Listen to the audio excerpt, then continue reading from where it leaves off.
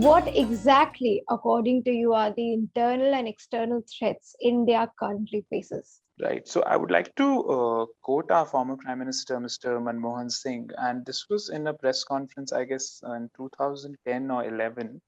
Mm-hmm. Might not have the exact dates, where he stated that when asked what is the biggest internal threat that India faces, and he said it is left-wing terrorism, right? Oh, shocking. So, and that runs that, I mean, obviously it's been curbed, and the Naxalite terrorism movement has been curbed in a lot of districts. We've lost a lot of our Jawans, sadly.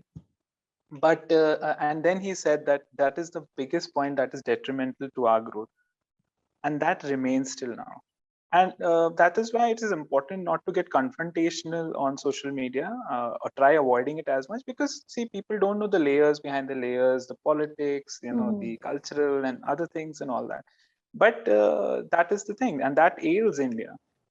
And because see, they use these tropes of getting through, oh, there is because of poverty, somewhere it's due to human rights. But if you, what is important that you always ask that what is the larger ideology, right? For example, if someone Mm-hmm. asks about India, like, here's the constitution, these are the values we live by, this is the laws.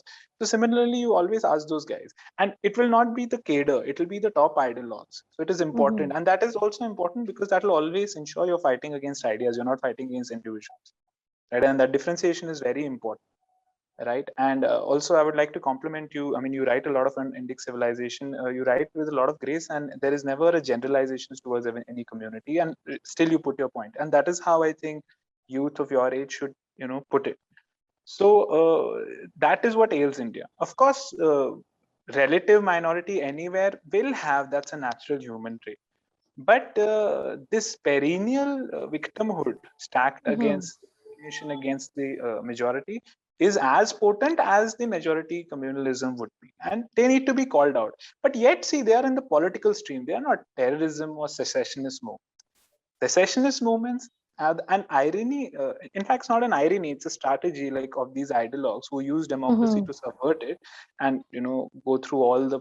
They are found everywhere, and it is your journey. You will have to, everybody will have to figure it out on their own, that how they view it and how they map everything, that they use these systems itself to subvert it and call other fascists, whereas their own whole thing is that balkanization of the country and Yes. all that. So that is number one always, right? Where you lose the very security forces who are securing the idea of India, your way of life. And it is important to understand, because their main tool is always to demonize any security force.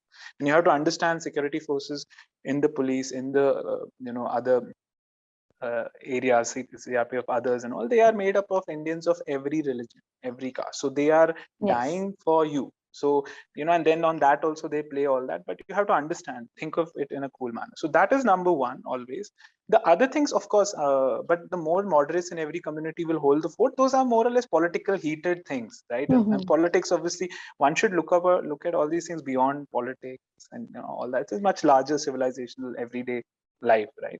Of So course. number one would be that. Number two would be the communalism in the various communities.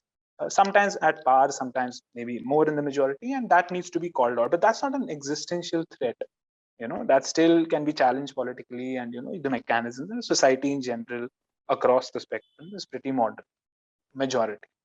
And that credit also needs to go to the fabric, because you see with the Indian Muslims, also with the other countries, falling prey to acts of terrorism, you have by and large a community which has not been a part of it.